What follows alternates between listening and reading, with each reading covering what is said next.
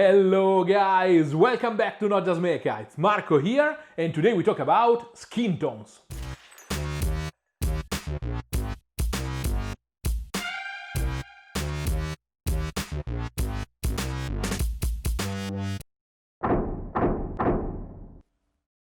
How to understand, mix and handle skin tones is a gargantuan topic.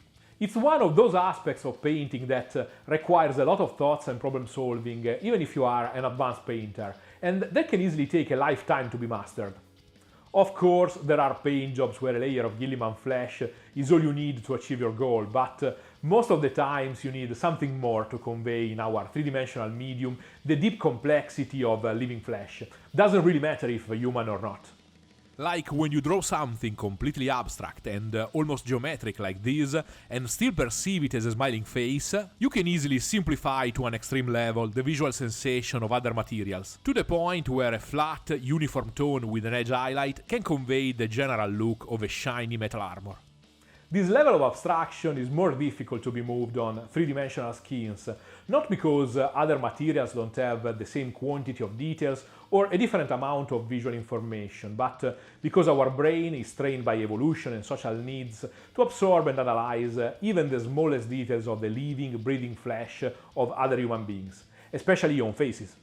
This video is part of my long-term plan of making the channel a virtual library of specific foundation techniques and topics that I can link and use as a reference while recording the more complex and advanced paint jobs I'm planning for the future. The first draft of this video was something too long, huge as the topic itself, so I decided to divide it in smaller episodes with a single subtopic that can be easily enjoyed by every level of painter. You'll be able to just grab what you need for your work from a specific video, or follow the series for a deeper look into this topic, building progressive and increasingly more complex layers of information.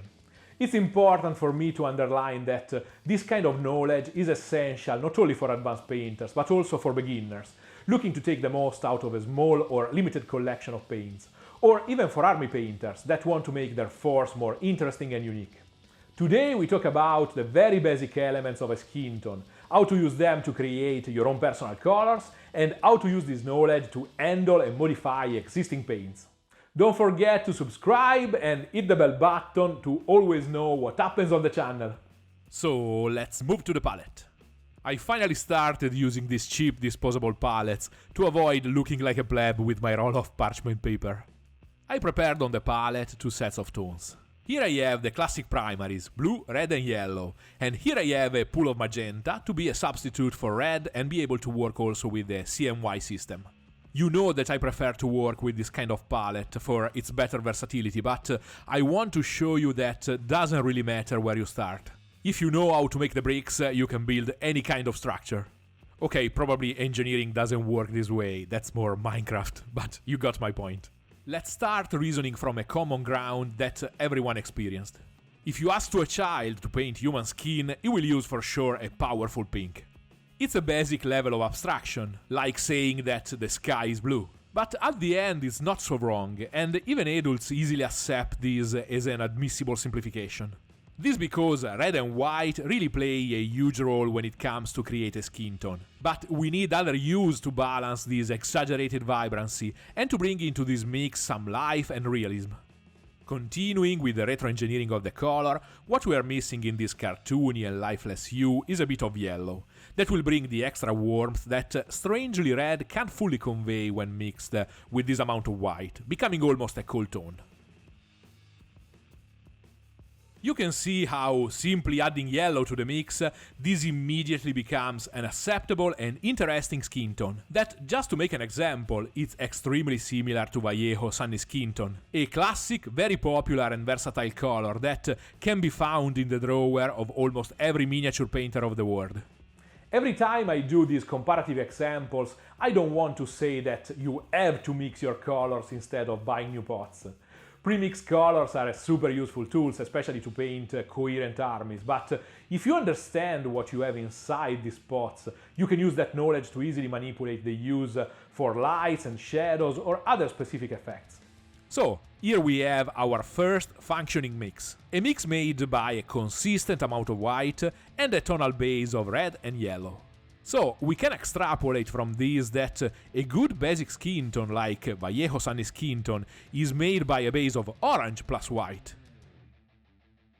A deep orange is a great base to create a warm, healthy skin tone. And looking to this color from another perspective is also a great tone for a nice, warm, healthy shade. But in our quest for realism, there's still something missing. This is a beautiful tone that can easily be used on the warm body of a pin-up girl or on an happy tipsy dwarf, but is still too vibrant and cartoony for a soldier in a trench or a portrait, for example. You can easily understand what's missing studying random pictures, or if you are more technical, using Photoshop to catch and analyze little areas and single pixels of those pictures. Inside a basic, generic Caucasian skin, there's an important greenish note that, hidden inside the others more powerful tones of the mix, really finally conveys the general realism, and that subtle feel that we can perceive in a real-life sample of human skin.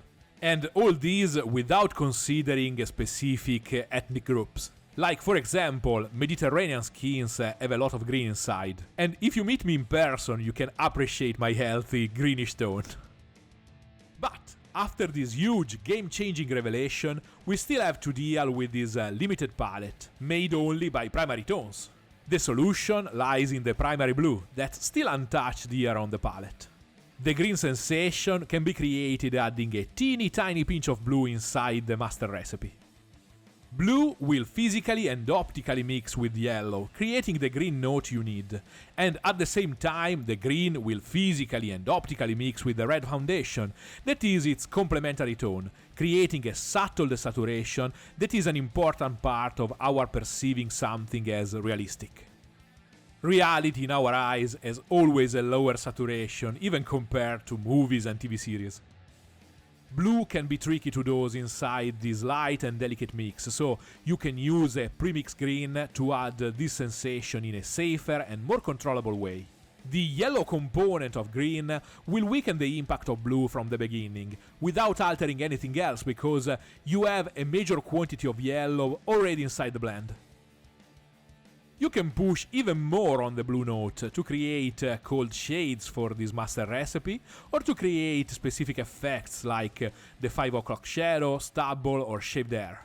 So, here we have another possibility, a realistic and still super versatile basic skin tone. I chose this alternative path to show you the creation of this color because I personally hate when people say that skin tones are made by all the primaries mixed together. It's technically true, but in the same way of saying that a tasty meal is made by ingredients.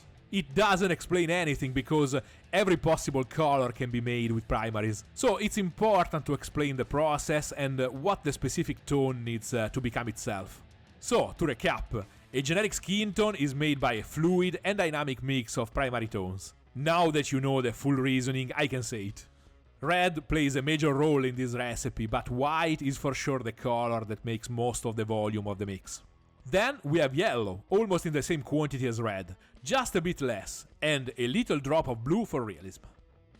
Again, it's really important to metabolize these ideas and information, not because I want to push you to throw away your colors and mix everything from scratch.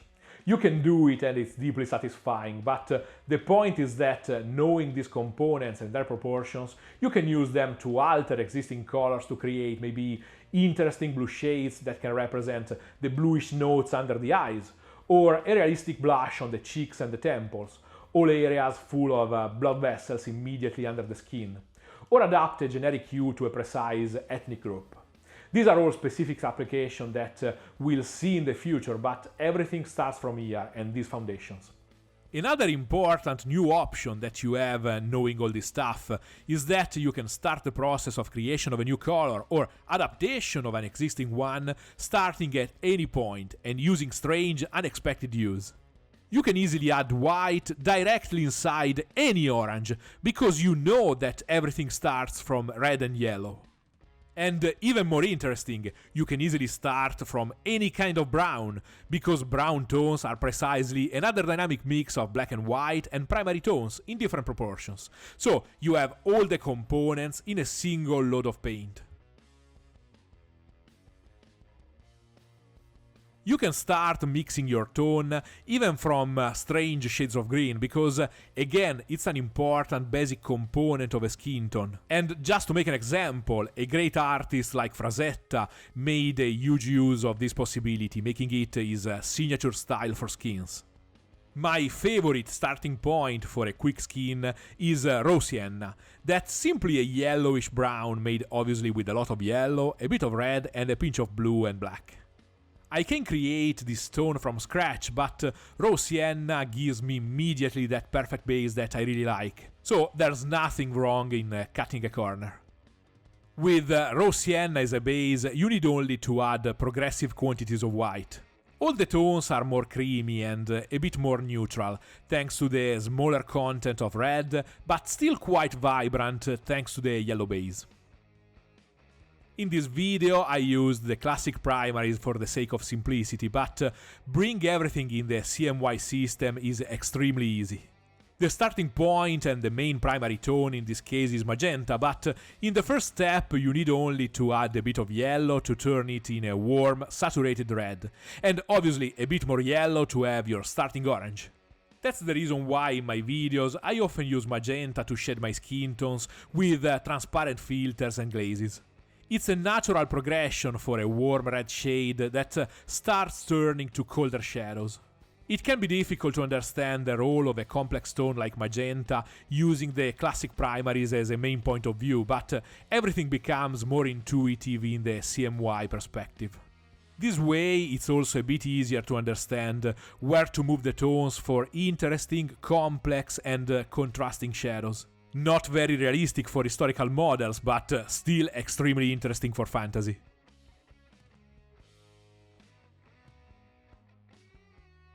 I know, it's a lot of stuff to process and digest, and feel free to ask me questions and extra details in the comments.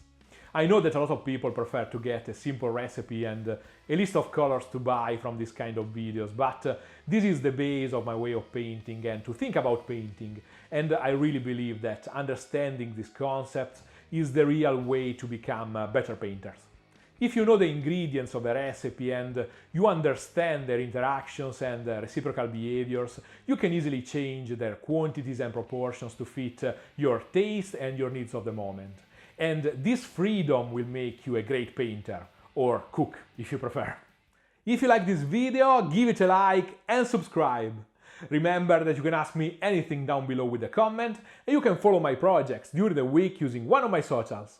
And if you want to support the channel and my work, check my Patreon page and join the community, or maybe ask for a commission. See you next week, guys!